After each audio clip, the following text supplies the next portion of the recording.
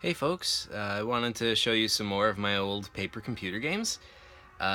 These are sort of a return to the main story of my PCG series from the previous videos I've done. So just to give you a quick reminder, the first games followed Pierre and Ari, who are sort of adventurers. They got abducted by aliens, and they escape. In the second game, they escape from the alien ship, and they crash landed on this little planet here. In their escape shuttle, they crash land on this planet of Shri.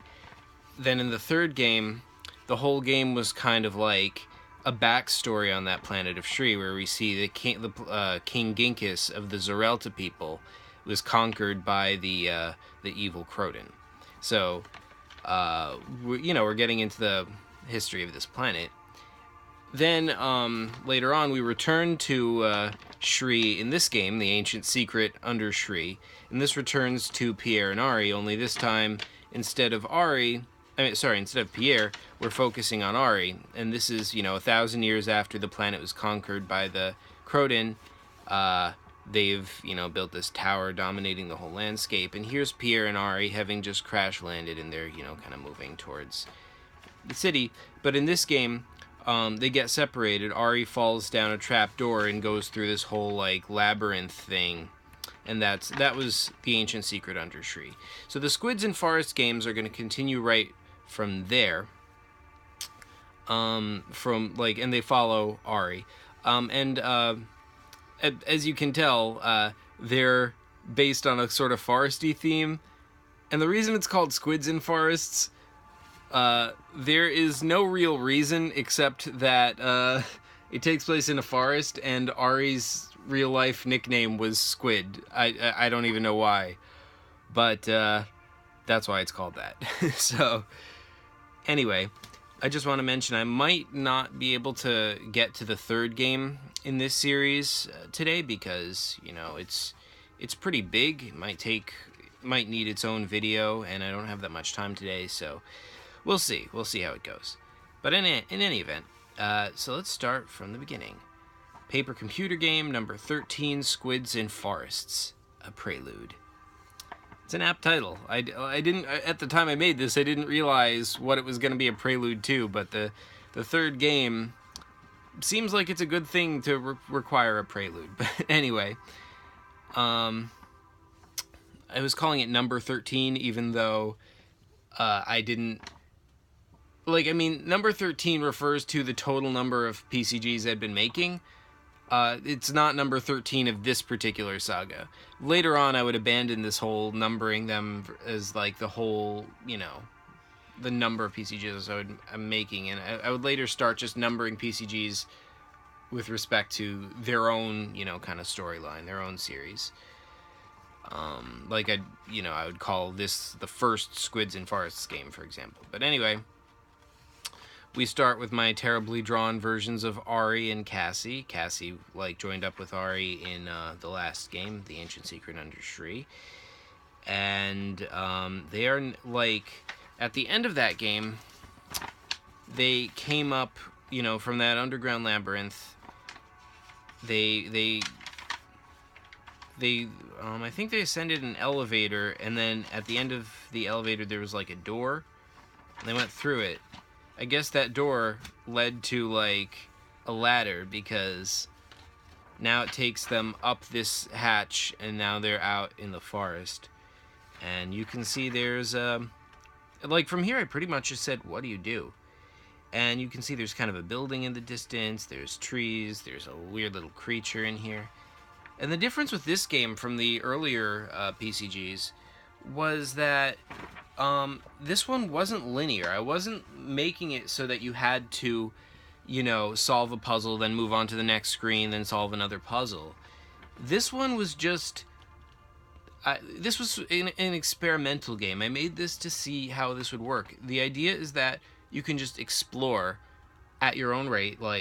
There's no puzzles, there's no challenges. You can walk to beat the game. You can walk to the end of the game and just beat it, anytime you want. And that's not the point. The point is to poke around and see what's there and kind of explore. So this was an experimental game. I was trying out a new premise. Let's see. Cassie has a Sailor Moon shirt. Ari has a keg tar? I don't even know what that is. I have no idea. But anyway, so if you climb one of the trees, you get up to here, you can see that same tower that the Croden have erected, that they're trying to dwarf the, Ginkis's original tower. King Ginkis's tower was like the Capitol building, and the Croden couldn't destroy it because it's protected by a force field, so instead they just erected their own massive building with spikes all over it. But anyway, that's just kind of the skyline to remind us we're on Shri. Up here, there's, if Ari climbs up to here, there's like a treehouse thing, and inside the treehouse is kind of this weird, like, kind of restaurant with these candles, but it, on the tables. And there's even, you can climb up these bricks, and there's another, this is kind of a table, you can sit on these things, and there's another candle there. But the restaurant is deserted, so it's just, it's just another weird place to poke around at. And then over here, back at this screen, you saw that building was in the distance. If you go over to that building, you can see there's an entrance, and there's a tree over here, and you can kind of see that on top of the tree there's these little miniature, like, people, these tiny little, like, I don't know, dwarfs, gnomes, whatever you want to call it. They're like 5-inch tall people, and they have like little spears. And Ari was trying to, like, talk to them, but they spoke a different language, so they couldn't respond. They even have a little, like, house over there. So that was just frustrating. He was frustrated that there wasn't really anything he could, like, do with them. They're just kind of there. But there's more to them later on. You'll see. So anyway, if you go inside the building, there's 2 doors over here. I think this door might be the door to beat the game. This door over here just leads to some extra stuff that, over here. This is a room that, like there's a dead squid, so that's a sort of, like, in-joke kind of thing, implying that, these people know about Ari, because of his nickname, the Squid. And there's all these news clippings about him, so it's like, what? How did somebody on this alien planet, know about Ari from Earth? Why are they following him? Why do they have, pictures of him and stuff like that? This was a list, and,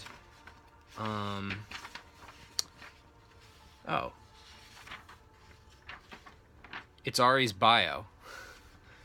Yeah, so, like, if you pick it up, you can read it. Subject, Ari, that's his full name.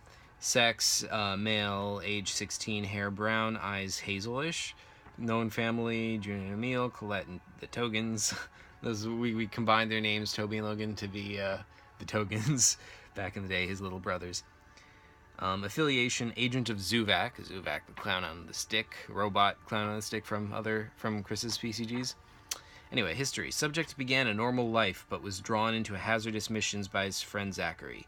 Both boys were soon employed by number 24227, otherwise known as the Zuvak unit. Ariel continued this life until the present. While stationed in Germany, he was joined by his friend Pierre, and the two infiltrated the House of Rorik and were then abducted by aliens, escaping the alien ship. They landed on Shri, where they became separated. He's since joined with Subjects 339 and 524. Along with 524, he's currently searching for his sister and Pierre. Suggested course of action: continue monitoring Subject, terminate if necessary. Subject is armed and dangerous. So, how do they know who he is? How do they know so much about him, these guys, on an alien world? Well, that's a weird kind of mystery. But anyway, not much you could do about it at that point. He took the dead squid, because why not? And, just in case it comes in handy, and, went through the door, and that is the end of that game. The second game in this series. I have a much nicer cover. This one was called Further Sylvan Squidisms. You know, meaning just it's a clever rewording of squids in forests. Just means more of that. So this game, you know, I added this little symbolic kind of head thing in the background, which is gonna come into play later. You'll see what that is. And here's a nice little ginkgus in the background of the cover.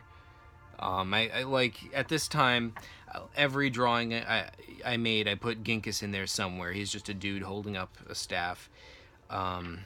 So this cover was no exception. So anyway, like, as you recall from the last game, you just gone through the door. The door goes to here. And there's these weird, like, faces and hands sticking out of the wall. And I think you had to, like... hang on to them. Like, you had to negotiate with each one to use their hand as to climb on, like, as a, you know, yeah. So anyway, once you get to the top, oh, it's more of the miniature people on the roof of this building. This is still the same building that we were in from the first game. That we saw in the distance, you know, on the first screen over here, and which later on, yeah, this building that we go inside of, it's still that building. So now we're on top of it. We've climbed up, and now we see a whole village of the little miniature people that were on the tree in the last game. Still can't talk to them, but now there's a lot more direct interaction because they're, like, terrified of him. You know, you got a little, like, I don't know, mayor's mansion or something. You got, you know, sort of like a town square with, you know, fountain. I don't know what that is, a library or something. Like, this looks like a basketball court, and there's, like, a path going this way. And if you go this way, there is this statue which the miniature people are worshiping. And there was, like, this game Ari didn't like when he was playing it. Like, the real Ari didn't like this game as much as the last one. Like, the first one, you know, it was experimental and let you explore and go in any direction you wanted.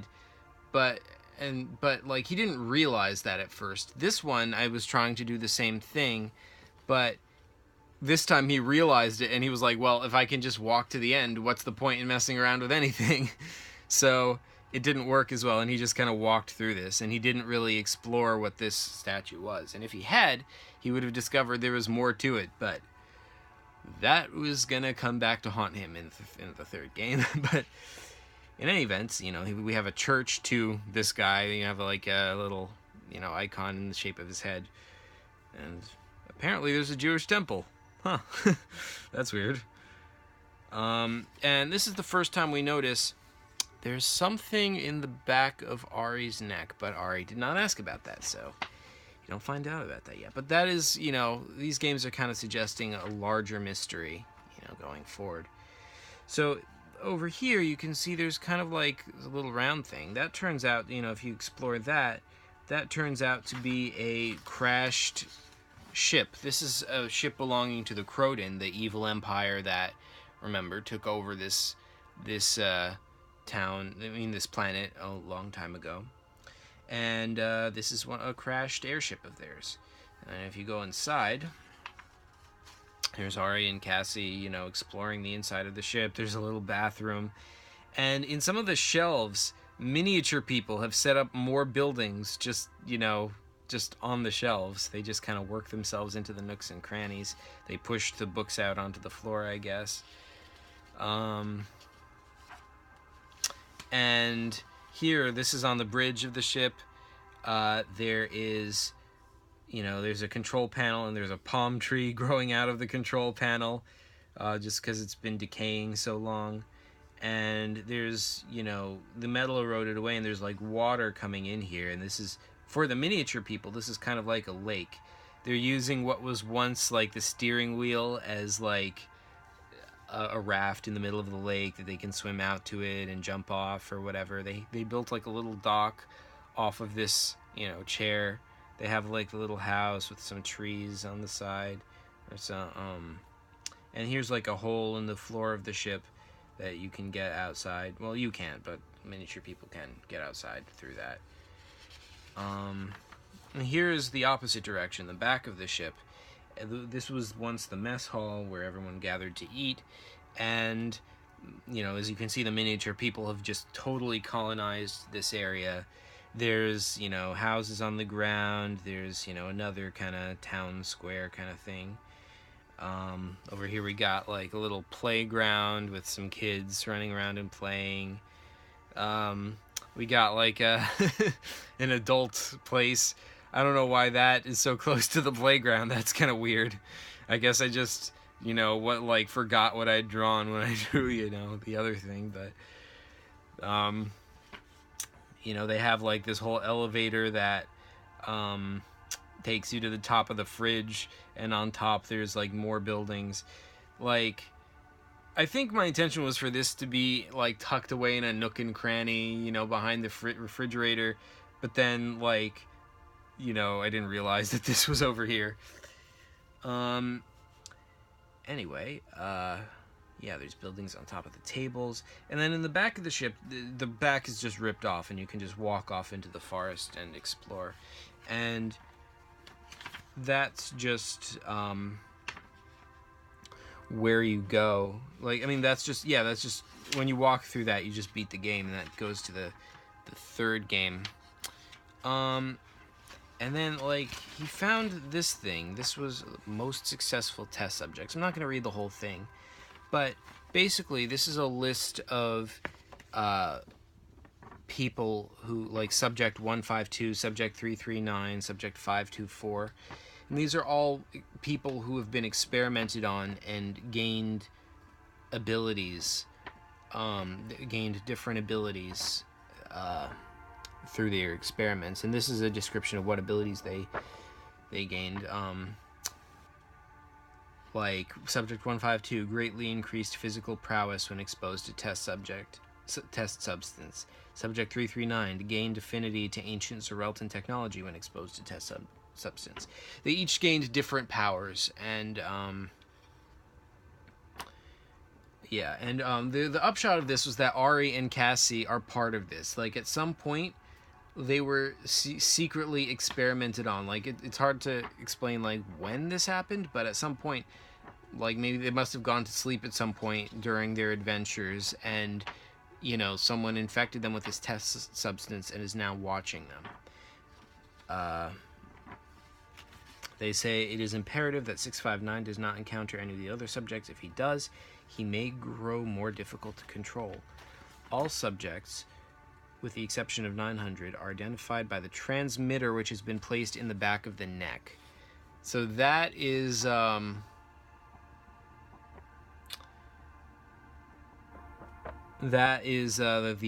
mark in the back of his neck that you saw before. So yeah, those are those two games. I think this video is getting kind of long, and I don't have that much time left, so I don't think I'm going to get to the third game today. I think we'll just have to, you know, get back to that later. But man, I can't wait to talk about this one, because this is where this storyline gets real. I mean, we kind of started to, you know, mess around with some, you know, some clues, some, you know, hints in these first two games. But this third one is where we really get into the main story, and we find out what all of this stuff is about. The third game is called Fried Calamari, yet another way of talking about squid. But this time, the implication was, you know, fried calamari, because this game is not messing around anymore. You can't just explore at your own rate. This game is dangerous, and you're likely to get fried, as the title implies. Calamari, of course, is squid. Yeah, so I guess we'll talk about this game next time. Alright, folks, so for now, thanks for watching. And if you want more information, you should check out our wiki, pcg.wikia.com. I'll put a link in the description below. Thanks for watching.